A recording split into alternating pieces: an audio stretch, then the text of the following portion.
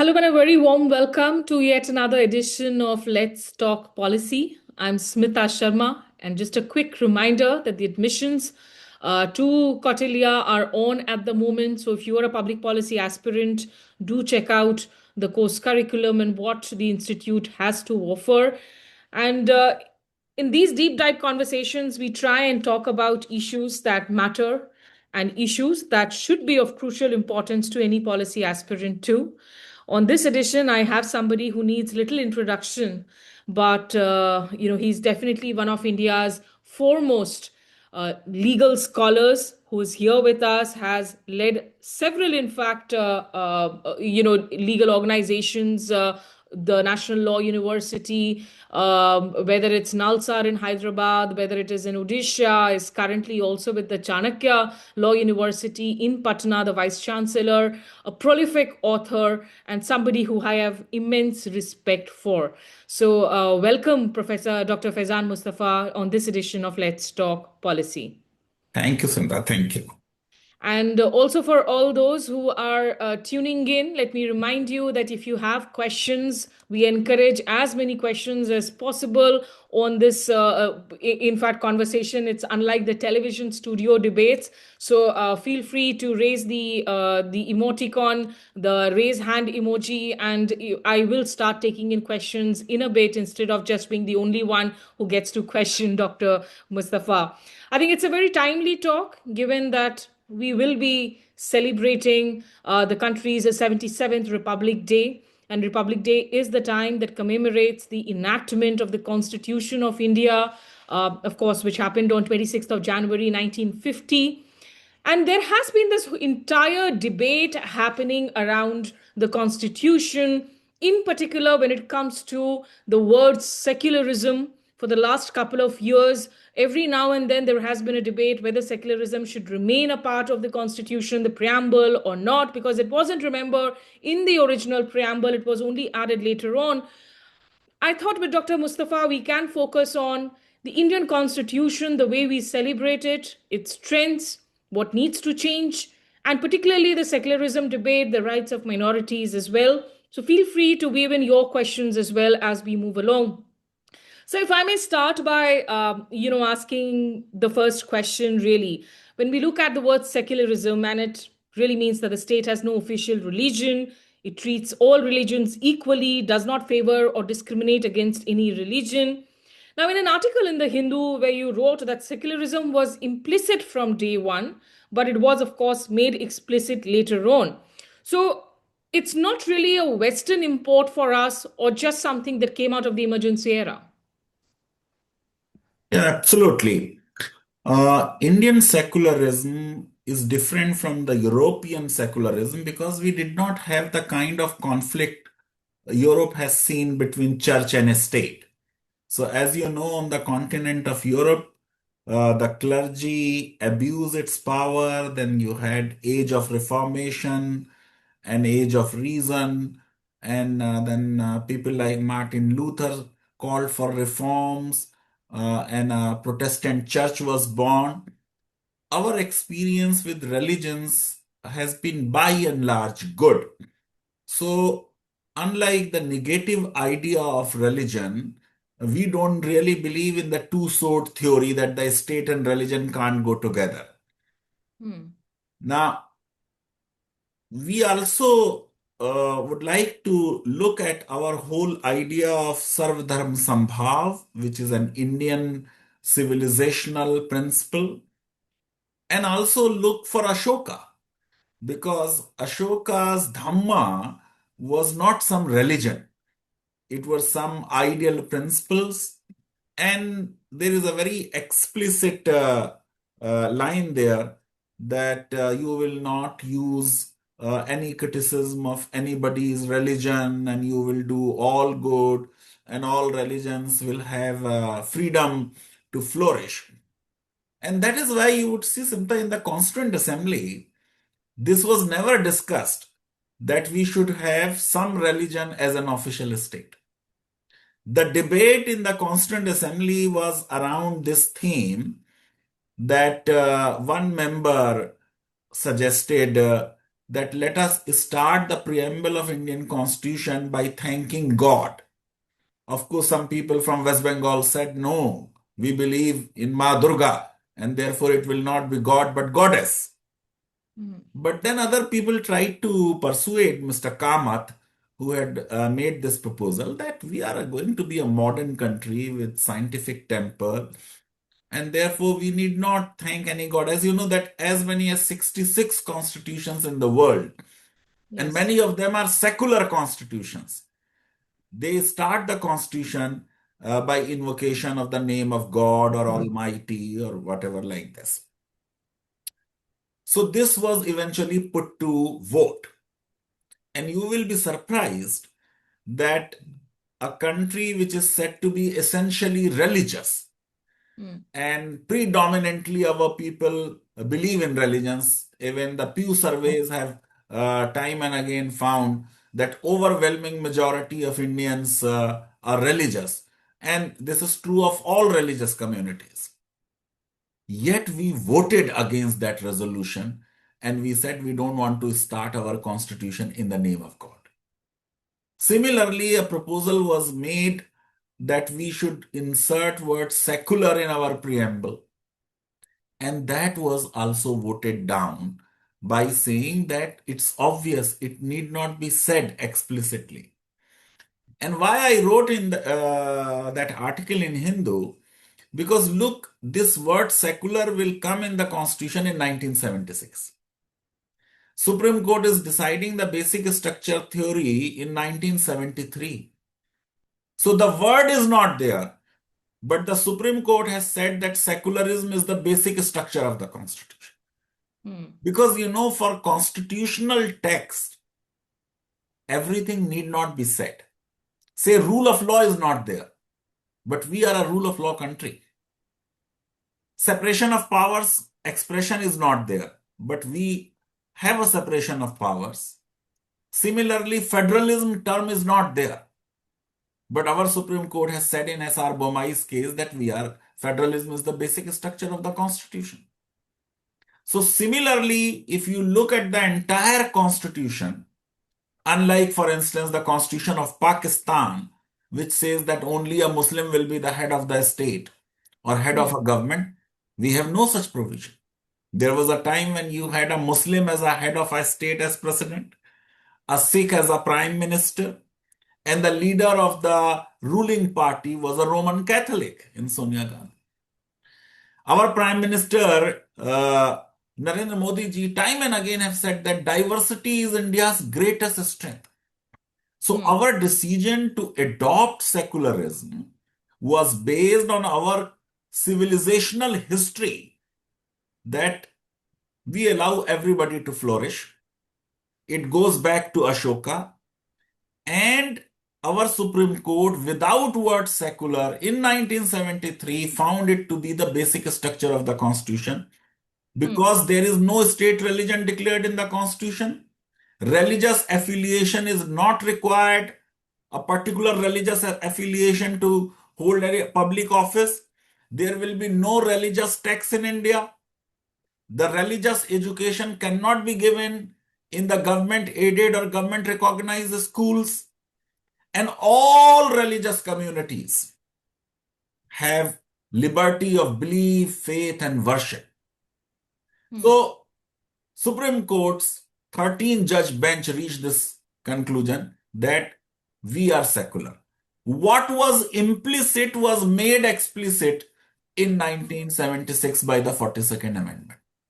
And that is why a number of petitions which have been filed for the deletion of words secular and socialist were rejected by the Supreme Court. There have been number of attempts. Hmm. All these petitions were rejected by the Supreme Court because Supreme Court said that we are a secular nation. We are also a socialist nation. Our socialism is different from the Russian and Chinese socialism. And our secularism is different from the Jefferson wall of separation kind of secularism in United States or negative secularism of France. We are Hmm. different. Our secularism is indigenous and our socialism is also indigenous. And that's why word socialist Supreme Court refused to delete. Because the moment you are talking of justice, social, economic, and political, you are saying it is the obligation of the state to ensure that there is no concentration of wealth and that the community's resources are so distributed as to subserve the common good.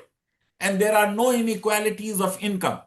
Basically, you are talking of a socialism of a different type. What is Right. that different type? That you will have a public sector, you will also have a private sector. At times, the public sector will dominate the private sector. At other times, they will work harmoniously. Today, we are in a situation where we are encouraging post 1991 private sector. So, private sector seems to be in a driving stage right now. So, of course, you've laid this overall context and very important points right at the start. And I'm going to circle back in on certain specific threads of this conversation. And just a quick reminder, if any of the participants have a question, feel free to either drop it in the chat box or use the raise hand emoticon. And another 15 minutes from now, I'll start taking the audience questions too. Um, you know, of course, you talked about the difference of this entire lens of secularism, or the difference of the constitution, whether it's the French constitution, the American constitution, and how it is different. So why does this inherent sort of thought, which has been projected over the decades, over centuries, that the French and the American values are perhaps more democratic? We would we say that, of course, we have a constitution that is really very progressive, very liberal, and something that we need to really cherish and fight to keep it the way it is? No, you see, countries like Greece or countries like United Kingdom, nobody has ever challenged their democratic character. Now, if you look at England, the King of England is the head of the Anglican Church, Hmm. and you have a national anthem, God Save the King.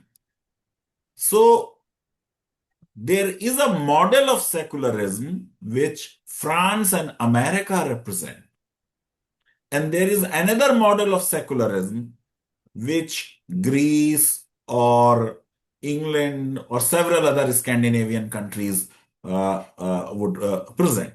Now, under this second model, the first model, French and American model, is called separation model, that the church and state are separated. The two-sword theory, as I referred to. The British model is called jurisdictional model.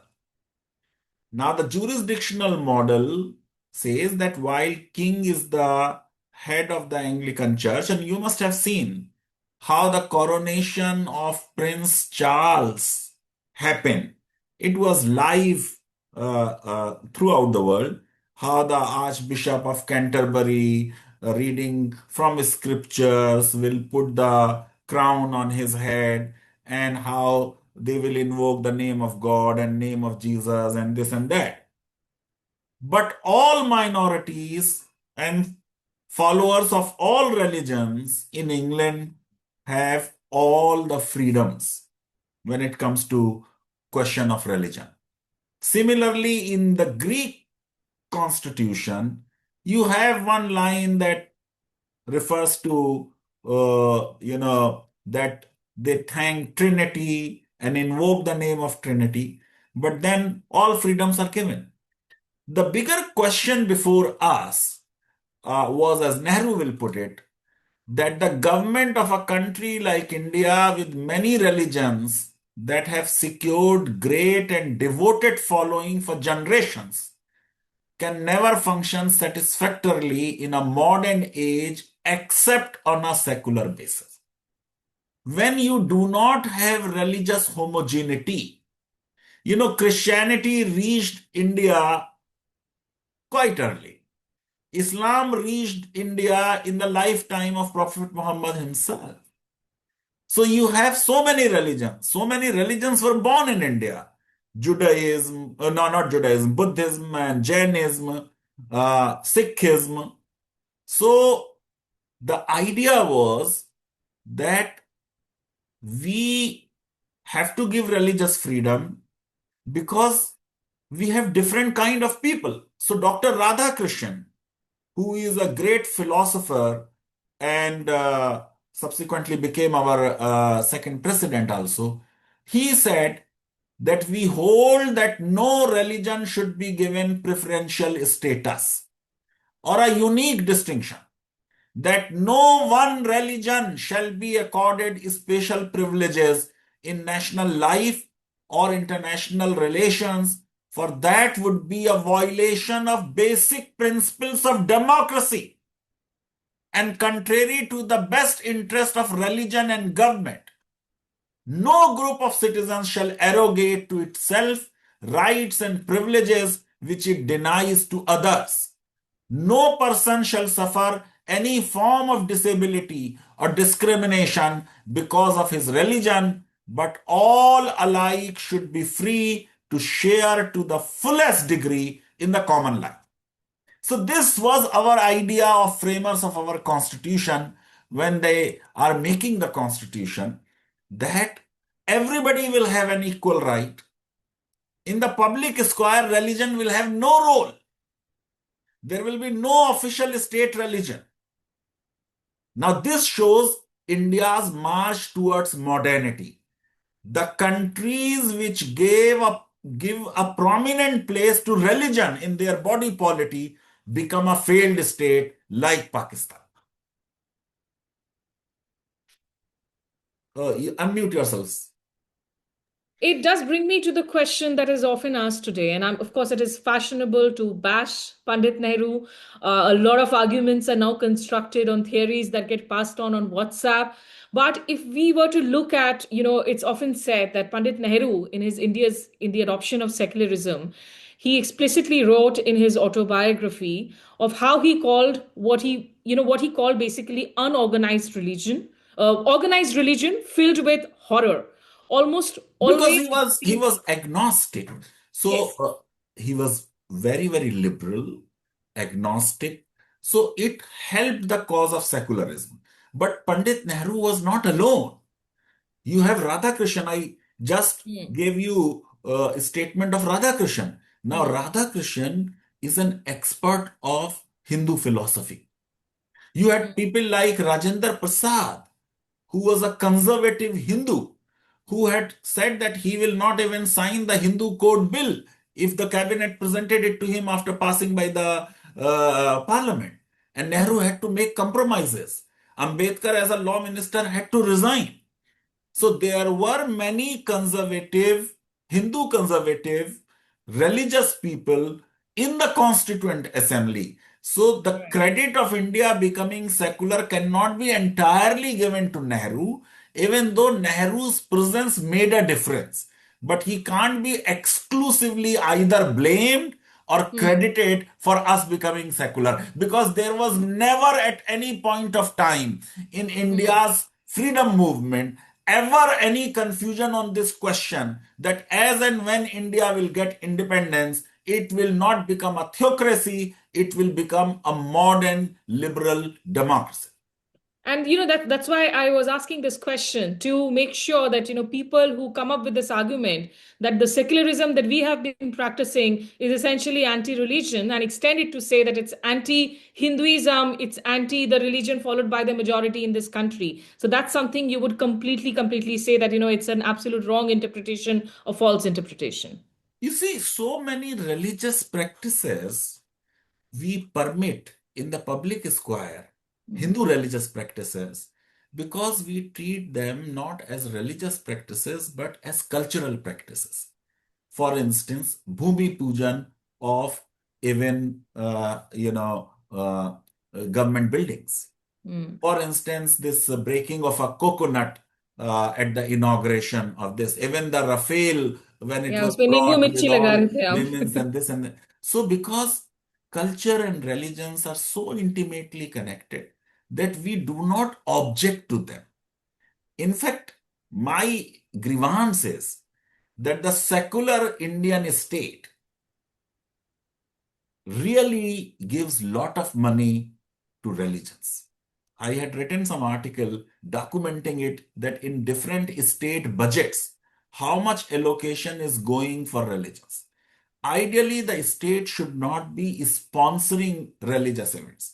Now, Kumbh is a different thing because we are a government, we have to maintain law and order there. So management of Kumbh is to be done. You can't say that how can a religious event be managed by the state? That's a different problem. But promotion of a Kumbh, so to say, or trying to take a political mileage out of that, that may go against the spirit of the constitution. But Indian secularism is such that if you even tilt towards religion, we really don't mind. But in United States, where you have uh, a separation model, you cannot have any religious tax, you cannot have anything to do with religion. There are US Supreme Court judgments in which the US Supreme Court judges, including their Chief Justice, have said, we are a Christian nation with a Christian soul. And that is why when United States summons us on secularism, I say no. Indian model of secularism is a unique model of secularism. We are very proud of that secularism. Even BJP Jansan, Hmm. in their early days, Advani ji and Vajpayee ji used to say that this secularism of Congress is not good. We will bring positive secularism. The whole argument was that this secularism of Congress is based on appeasement, and we will bring a positive secularism, which their slogan was appeasement of none, justice for all. Today, the minorities want exactly this, that do justice to all and don't appease Hmm. anybody. Hmm. But that's a far cry, doesn't it? I mean, when you look at what would the founding fathers of our constitution be saying today, sir, when they saw what's happening with, say, for instance, the Kavadiyas, the flower petal being showered So on them that's a from law and helicopters order using state issue, resources. but the way state condones, you know, aggression by them, or they attacking other people on the road, uh, that doesn't. I would say that the state should carry out its duty of maintaining law and order, ensuring that the Kawaryas peacefully march uh, to the Ganga Ma and pick the holy water. But because everything is getting tied to the electoral arithmetics, Hmm. and that is not good for any country. One can stay in power, one should be able to win elections without polarizing the society. You need to have a positive agenda, inclusive agenda, on which you should win elections. So there are people who have been writing that basically the state condones whatever wrongs are committed by them, and it's not just the minorities which are affected by them. At times, the Kavaryas misbehave even with the elderly Hindus, which is not good, which is not civil. Right. Okay, so I'm going to take in one audience question from the chat box. It's a very basic question, something that we've already been talking about. But Tapaswini Reddy wants to ask, how do the constitution and secularism together support nation building? The whole idea of a nation in the modern sense is a very recent one. The whole idea of nation state, how it originated in Europe, is an idea of about 100 years, 130 years, like that. But Indian idea of a nation is in continuum. So even when Mughals are here, or Kushans are here, or other Greeks were here, that idea of nation, of unity of a country continued, even though we did not have a centralized authority. You had different Janapads even in ancient India. So the idea of nation which constitution envisages is that there is equality of status and opportunity, there is justice, social, economic, and political, there is liberty of thought, belief, faith, and worship, there is dignity of individual, and the constitution attaches a goal for our nation. And that goal is fraternity, brotherhood, and sisterhood. And therefore, anything which adversely affect the harmony, peace, and fraternity is basically the anti-national activity. So constitutional idea of a nation is that every individual's dignity will be protected. There will be justice, there will be equality, there will be liberty. You are free to follow whatever religion you want to follow. In terms of your beliefs, you have liberty. But if your religious practices contradict the constitution, since the constitution is the supreme law of the land, you will have only that much freedom of religion which is consistent with the constitutional principles. Therefore, in the name of freedom of religion, we can't allow gender injustices. So we will bring reforms to have gender justice. We cannot allow, for instance, a triple talaq or sati or any other religious practice which is not compatible with the constitutional values. So, constitution envisages a modern, liberal, progressive nation which looks forward rather than backward. Right. Okay, I have a lot of questions coming in into the chat box already. Kumkum Bhardwaj wants to ask, how can we have a minority ministry if a nation is secular? Its minority question has nothing to do with secularism to begin with. First of all, we need to understand who is a minority. Now, the Indian constitution is talking of religious minority and linguistic minorities. In India, we say that कोस पर बदले पानी, चार कोस पर बदले बानी. Every 4 miles, the language changes. So, our states were carved out on the linguistic basis. Now, look, our definition of minority is like this, that Hindus are a religious minority in Kashmir, in Lakshadweep, in Punjab, in number of northeastern states, and they can be linguistic minority in all other states. So if you are a Tamil Brahmin and you come to UP and you set up an educational institution, it will be a minority institution.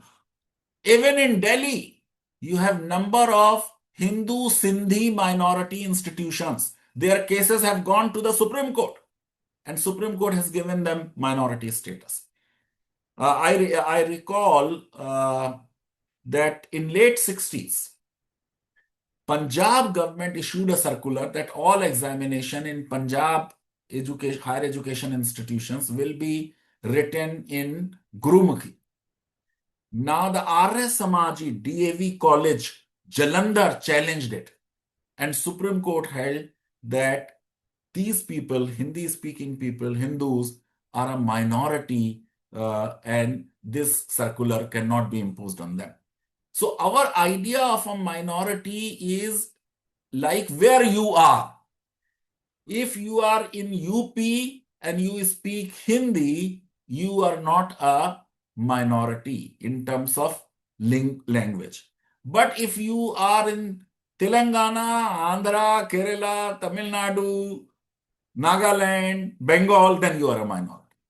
So there is no appeasement of minorities. In fact, Government of India's Modi government's data says 62.5% people in minority institutions are non-minorities. So minority institutions are basically educating non-minorities. How many Christians are there in St. Stephen's or in Xavier's? And what is the right which constitution gives to minorities? To set up educational institutions of liberal education, modern education. And in those educational institutions, they cannot say that we will educate only Christians, only Muslims, no, or only Hindi speaking people or Tamil speaking people, because the whole idea is that others should also come to know about your culture and about your religion. And that is why in minority institutions, majority of people are non-minority. So minority protection, minority institutions, and secularism, there is no contradiction. In fact, the Right. whole idea is that the majority community can take care of its religious and cultural interests by the sheer numbers they have. Yeah, But for the absolutely. minorities, you have to create an ambience, a place where their culture can flourish. Say, if I have to play Holi, I need my Mathura kind of people who will play Holi with me because it is a group rite. So there are individual rights and there are group rights. If I have to do Matam in Muharram, I need people who have allegiance to Imam Hussain. I can't be doing it even with Sunni Muslims. I need Shia Muslims with my to do that. So if Gujarati as a language is to be preserved, I need a place where Gujarati people will be there, and therefore I would have a Gujarati minority institution where I will have some reservation for Gujarati speaking people. This is a Right. constitutional idea of giving additional protection to those who are numerically inferior. It's so beautifully explained. And also, it just reminds me of the number of times I've seen young people who may have gone to, say, for instance, write an examination in Jamia, and they come back very surprised and tell us, oh, it's so different. We didn't expect, because it's rooted in two beliefs. One, that because it's Jamia, it would essentially only be Muslims on campus, and B, that those Muslims would only be traditionally conservatively dressed. So they really come back so surprised with what they have just been sort of, the experience. Isn't the Constitution gives people right to set up religious institutions under Article 26? So you can set up a Vedic school, you can set up a Christian, religious institution, you can set up a madrasa. And now this is a right given to every single person. But when we are talking of their right to set up minorities, right to set up educational institutions, the idea is that they will set up educational institutions of liberal education. So it is in the interest of the country that Muslims, rather than going to madrasas, go to modern education so that their mental horizons get broadened. Hmm. Okay. Niharika Gogoi wants to ask, is overemphasis on Indian knowledge system a threat to secular education in India? No, absolutely not. One should be proud of one's civilizational legacy. Now, zero is part of our knowledge system. Diplomacy and economics, Kautilya's Arthashastra is a part of Indian knowledge system. So we should not shy away, as Gandhiji said, to learn from everyone. So we learned English and we learn all the Western authors, Western sciences, but we should also be proud of our own civilization. So I think uh,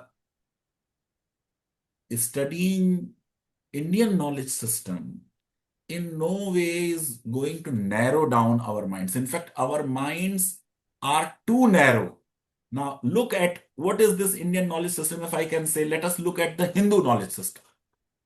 Hmm. They even did not give themselves the name. Even name Hindu will be given by somebody else because they thought it is irrelevant. Hindu religion is so tolerant, so accommodative that they did not even care to give any name and identity to their religion. This identity was given by foreigners. And when foreigners came in, then they came to know and they wrote that Hindu religion is this, and Islam is this, and Christianity is this. Two, even if you become atheist, you will remain a Hindu.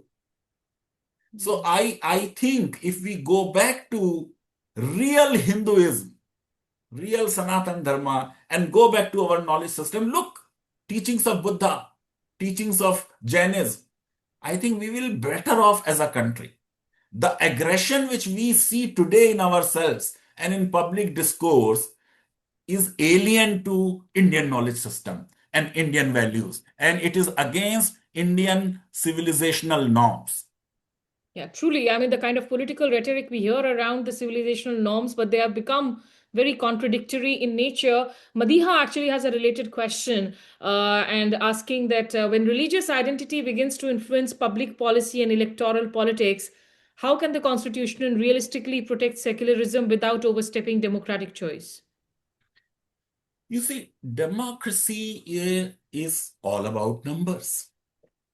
So, in terms of elections, when we say you have X majority, it is not technically speaking the majority of a particular religious community. It is a majority who vote for a particular political party. Now, in our parliamentary system, uh, most governments which have been formed in India, they did not have even 51% support. So it is a support of about 33%, 35%, 36%, like that. That means that the majority is voting on the other side. You get my point? Hmm. But if we become more realistic, which government is going to be formed, basically decided by the Hindus of the country. Which government should be voted out is also decided by the Hindus of the country. Now, ideally, and this is what the election law very clearly says, you cannot seek vote in the name of religion. Religion should not be a talking point in elections. In fact, ideally, secularism would demand that religion should be delegated to the private square. It should be you pray whomsoever you want to pray. You want to pray 5 times or 500 times a day, that's your choice. But too much of talk of religion is basically diversionary. When we do not want to talk about real issues, then we try to play the religious card. And playing a religious card weakens secularism. It also weakens democracy Hmm. because then people are not voting on issues of employment, on issues of health, on issues of education. Basically, the governments are to be formed or voted in or voted out on the basis of issues which are of common concern of all people. You know, how religions, flourished. Religions flourished when the rulers started saying that we are the defenders of faith. Hmm. Therefore, they, knowing as Marx would say that religion is opium for masses, they will not deliver on real issues, but they would say that we are the great defender of your faith and we are going to protect God.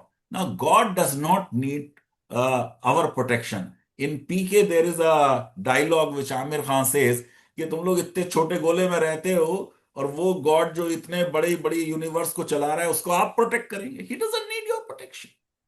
So basically, there has been a political use of religion at all points of time. Hmm. When Muslim rulers are expanding their territory, they are trying to justify it in the name of religion. So much of bloodshed on this earth has been there in the name of religion. You had True. crusades, and it is not necessary that people of one religion will fight another religion. On the continent of Europe, you had 100 years war between Christians. You had First World War, Second World War between Christians. In India itself, even in ancient India, we had Ramayana, we had Mahabharata, we had several other wars. They were between the Hindus only. Even Ravan was also a Shiv Bhakt. You know? So Hmm. Father Heinz Kung has said that there shall be no lasting peace in this world unless there is peace between and within religions. Now in Pakistan, Sunnis are killing Shias, they are killing Ahmadis. In Afghanistan also, how they are treating Muslim countries fighting. Iran and Iraq were fighting for 8 years. Saudi Arabia and Yemen are at war. So wars are basically between states. But To befool people, they try to give it a religious color so that they can create that kind of passion in their army or in their followers that what we are doing is a big noble cause, a divine cause for which we are fighting. Right. I have a lot of questions, but I'm going to ask Sri Kumar Menon if Ranjita could help unmute Sri Kumar, and Sri Kumar could ask a question as well. Sri Kumar, go ahead and ask your question if Sri Kumar has been added.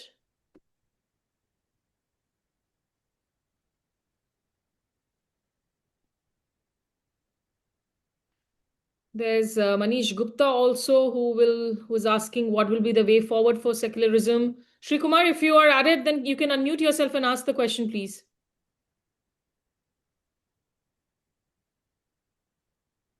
Okay, looks like I'm unable to get through, but okay, I see the question in the chat box which said, how do you see India's youth and Gen X playing a more robust role in contributing to nation building activities and help in maintaining social harmony and bridging the gap between traditional values and modern secular and democratic ideals? If we can really contain the religious propaganda and conversations around religion, I think our youth can lead us to really becoming a Vishguru in the real sense of the term. I'm at times, at loss to understand what is happening. So, few years back, while teaching Article 25 freedom of religion in Aligarh Muslim University's law faculty, suddenly I said, because when I studied law there, then this kind of religiosity was not there. We are right now passing through rush hour of God in India and also elsewhere. So I saw many girls who were in hijab. So as a constitutional law teacher, I said, for me, the question of hijab is not a question of religious freedom. It is a question of privacy and your autonomy. So as people can take off their clothes, they can put on additional clothes also. For me, it's just like this. But then I said that, but I'm surprised that in 21st century, hijab is your choice. That's it. Then immediately after my class, these girls came to my chamber and they said, sir, why you think hijab is bad? No, I'm not saying hijab is bad. This is not my, brief to say anything on hijab. But is hijab out of choice? What many of us don't understand that in many conservative Muslim families, these girls do a bargain with their parents and brothers that, okay, you allow us to go to the college or a university and we will put in hijab. And therefore, when we do not allow them, ultimately the effect would be that they would be deprived of liberal education. And this is the point which Justice Dhulia of the Supreme Court has flagged in his judgment on hijab. So the question is, are girls putting hijab out of their own free choice or because of this bargain which I talked of? Because you see, when in India, in Bangalore, the Muslim girls, and some of them are doing exceedingly well, somebody topped the NEET exam, somebody excelled in other exams.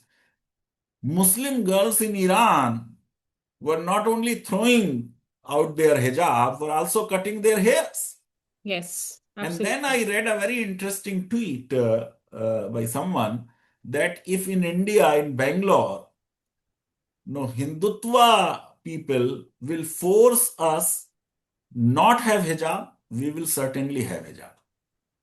And if in Iran, the mullahs and ayatullahs would force us to have hijab, we will throw hijab and also cut our ears. So the whole question is whether somebody will have hijab or will not have hijab is to be decided by that particular person. My worry about India is that compared to our generation and the generations before, today our youth is also obsessed with religion. Hmm. And this excessive dose of religiosity, which unfortunately is devoid of spirituality. You have Yes. religiosity and you do not have spirituality. One can be very, very religious, but very spiritual. If you are religious, how can you shed human blood? How can you have hate in your heart for anybody? Now, Quran says, if you kill one human being, it shall be deemed that you have killed the whole humanity. So, this excessive religiosity based on othering, based on hate, will not make India great. In fact, it is against the Indian civilizational values. ये हमारी सभ्यता के विरुद्ध है, सभ्यता के साथ अन्याय है, और हम सभ्यता का नाम लेके ये करें तो इससे ज्यादा तो कोई बुराई हो ही नहीं सकती.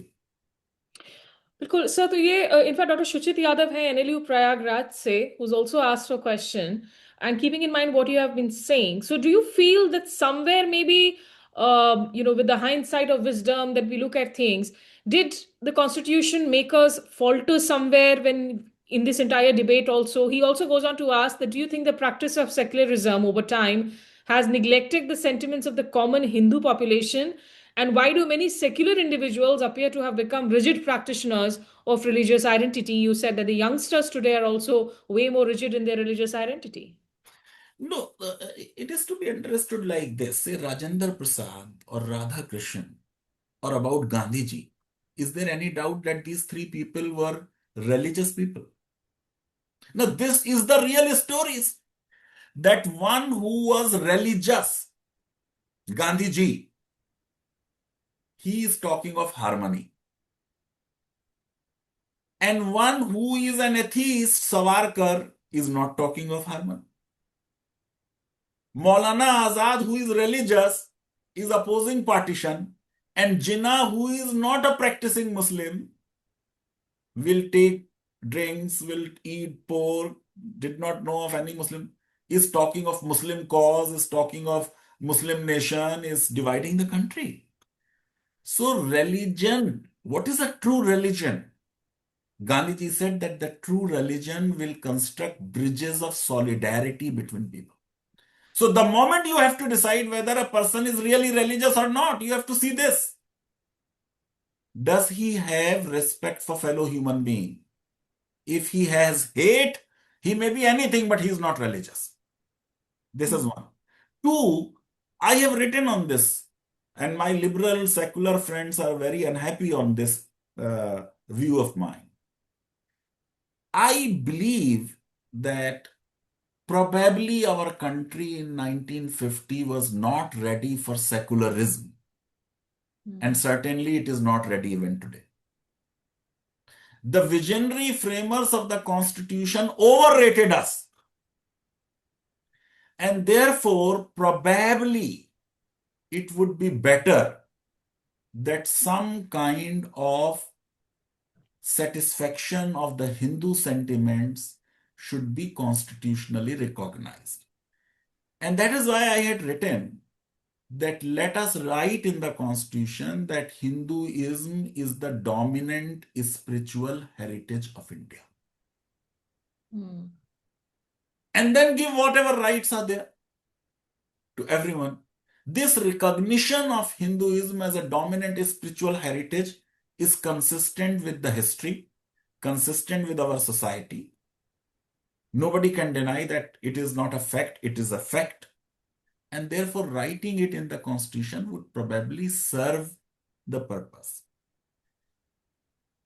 I believe that maybe we may move little bit away from the separation model and go to the jurisdictional model of United Kingdom, where this kind of separation is not there. But ultimately, it is not the question of just recognizing Hinduism, because Hinduism is classical Hinduism. The political use of Hinduism, Savarkar is on record that Hindutva and Hinduism are different. He himself says that these are different. At least on Hindutva, whatever Savarkar says, we have to accept. He was also opposed to whole cow issue. His views Yes. were very, very radical on that. So the point I'm trying to draw home is that if recognition of Hinduism as a dominant spiritual heritage can pacify our Hindu brothers, and the madness about religions can end, and we become more rational, because the one of the fundamental duty is to have a spirit of scientific temper. Constitution favors rationality.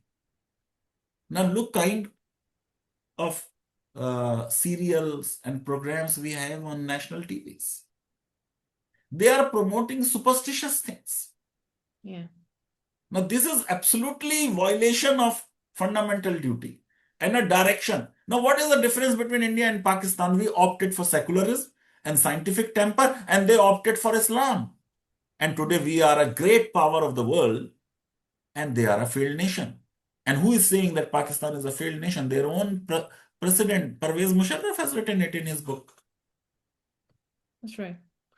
So, of course, what you're saying would be ideal, would call for a utopian setup. I don't see, unfortunately, depressing as it sounds, we are anywhere close to it. And in fact, the point that you raised about media, there's a related question by Aruna Markande who asks, to what extent does biased media coverage influence religious hatred, and how can constitutional principles of secularism be effectively enforced in media regulation?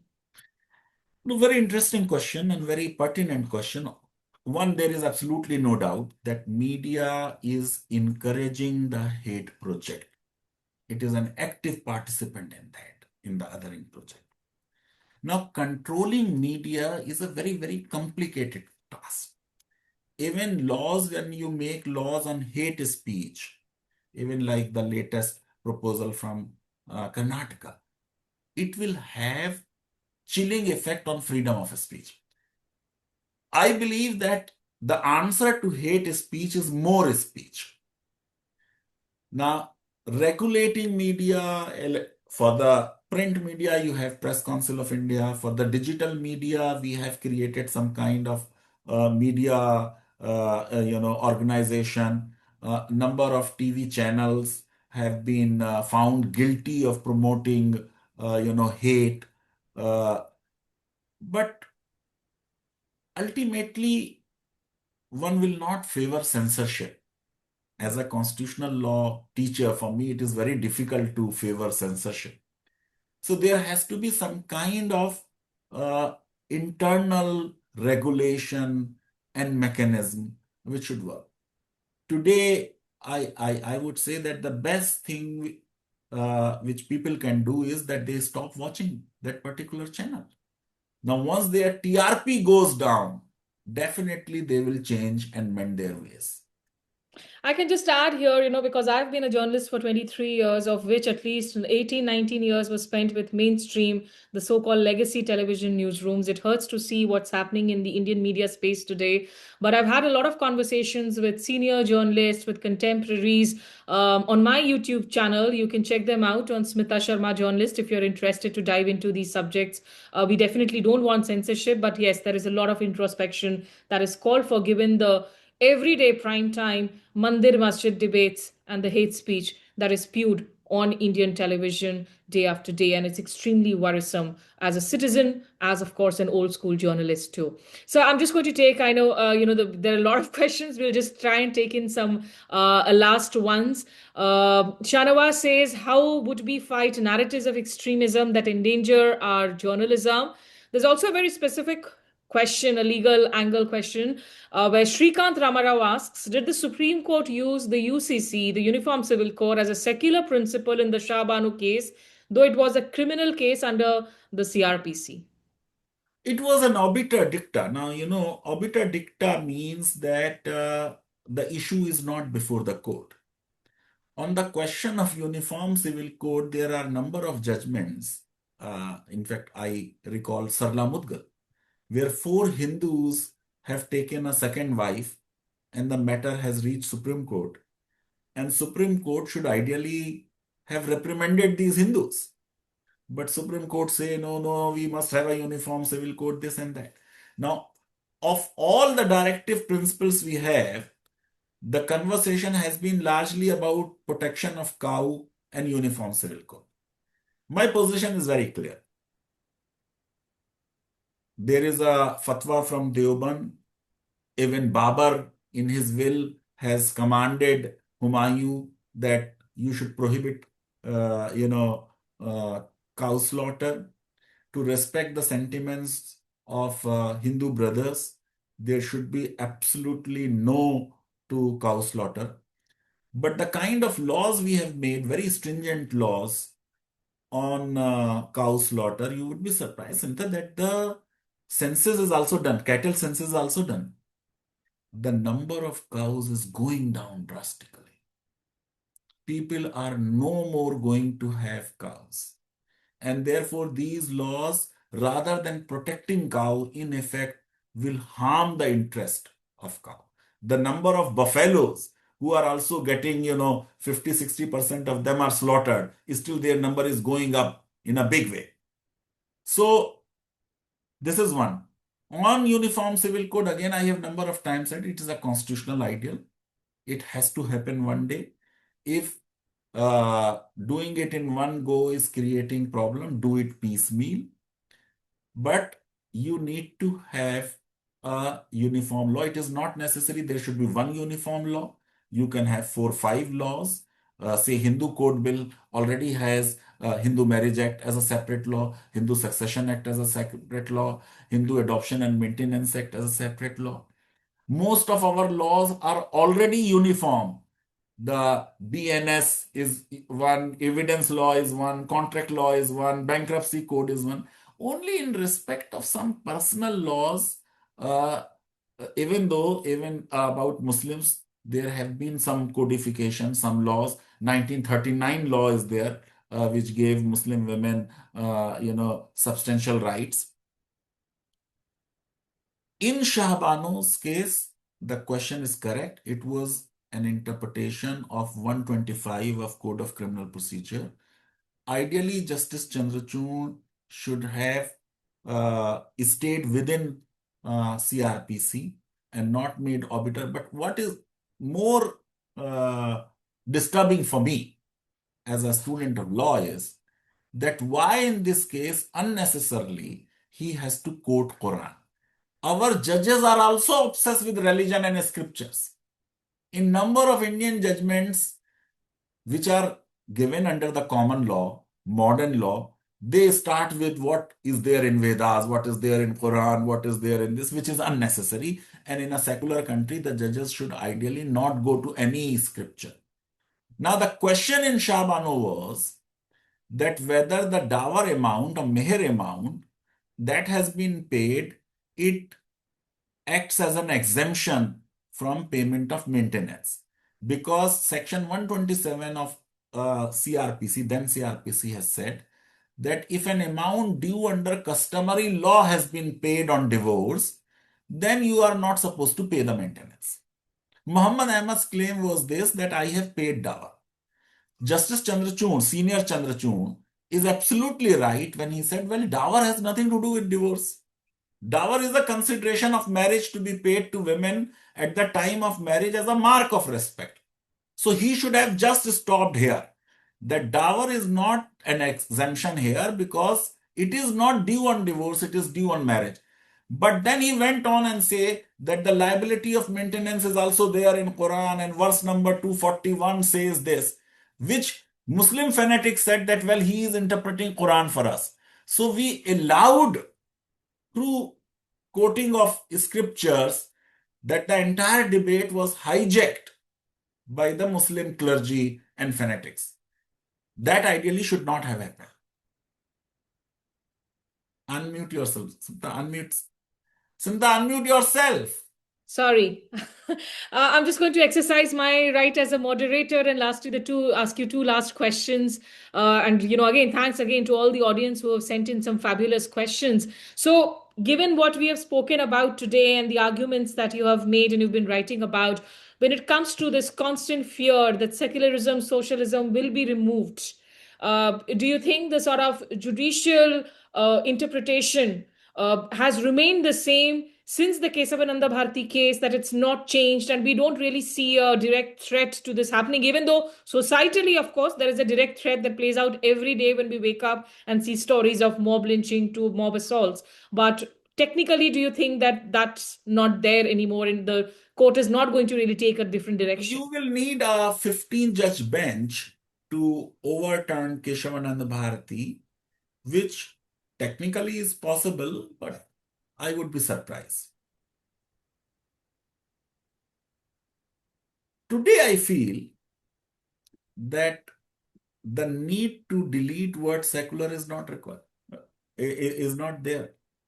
If in spite of secularism, we are almost tilting towards a theocracy, because in the international affairs, it helps if you are a secular country. In fact, our claim to Vishwaguru would be diluted if we become a theocracy. So it is in the national interest that we say that we would be a secular country with religious freedom given to all, with no state religion. And Santa, I would make one more point, which is very important but has not been talked about. I have written somewhere on this. Secularism is good for religions. This is a very interesting thing. We think that if X religion becomes official religion of the state, it will lead to promotion of that religion. The reality and the history of the word is entirely different from this. When a particular religion becomes a state religion, then state takes over the control of that religion. So autonomy of that religion goes out. So Shankaracharya will not remain important. Chief minister will become more important. You get my point? This has happened, that mullahs have taken control of a state in Islamic countries. Christian priests have taken control of the Western countries. So religions have been damaged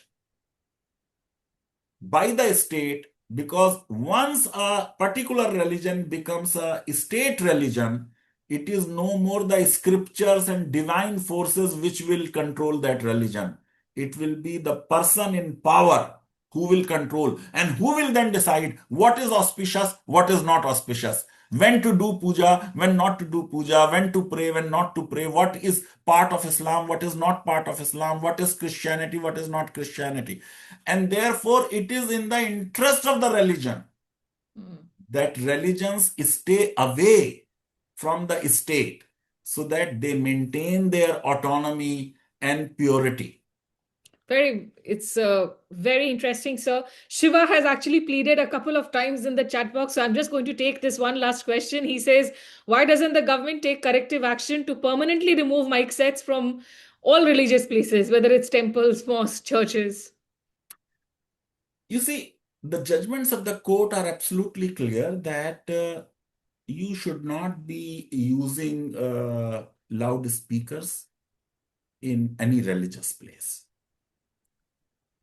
What has happened that in some of the states, this law was sometimes, not all the time, if there is an election round the corner, was more rigorously implemented about mosque, but not about temples, and not about 3 or 4 days continuous 24/7, kathas and the kirtans. Look, Kabir Das, some 600 years ago, is saying कि भाई ये जो आप इतनी जोर से अजान दे रहे हो, क्या बहरा हुआ खुदा है? So in modern times, when everybody has a watch, the timings of prayers need not be announced. And that is why our courts have said that azan on loudspeaker is not an essential aspect of Islam. In number of countries, they say that one mosque in a locality will have a azan on a loudspeaker. But in our country, number of mosques will do it. This is one. The other There are laws now which say that how much sound you will have. So ideally, this law should be uniformly implemented. You have no right, Muslims have no right to wake up non-Muslims at 4 o'clock with this Ramzan and this and that. Similarly, this 24/7 uh, kirtan and other things which go on and on and on, but they disturb elderly, they disturb children who are having exams. So if religion is a private affair, it should not be overplayed in the public square. So I am for this, that ideally the government should enforce it uniformly and strictly. Sir, absolute final question. As somebody who is a legal scholar, we've spoken so much about our constitution. But when it comes to the judiciary really protecting what our founding fathers stood for today, when you look at the state of the judiciary, particularly when it comes to denial of bail, the process becoming the punishment, freedom of expression, the rights there, what would be your biggest worry today? You see, generally the record of the court has been that when there is a coalition government, they assert their power more effectively. When there are strong governments, they concede too much to the government.